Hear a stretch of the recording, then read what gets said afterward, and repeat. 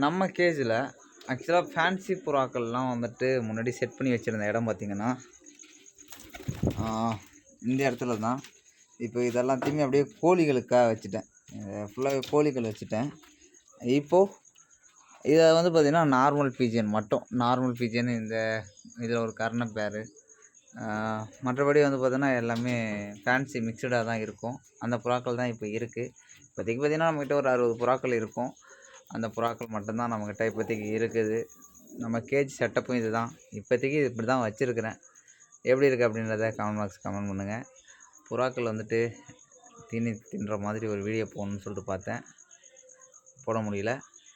Next time வந்துட்டு பார்த்தீங்கன்னா கண்டிப்பாக போடுறேன். ஓகேயா? பார்த்துட்டு எனக்கு கமெண்ட் பாக்ஸில் கமெண்ட் பண்ணுங்கள். இதை வந்துட்டு இன்னும் டெவலப்மெண்ட் பண்ணலாமா, இல்லை வந்துட்டு எப்படின்னு சொல்லிட்டு நீங்கள் பாருங்கள். எனக்கு இப்போதைக்கு ஐடியா கிடையாது. அதனால் நீங்கள் சொல்லுங்கள். தேங்க்யூ.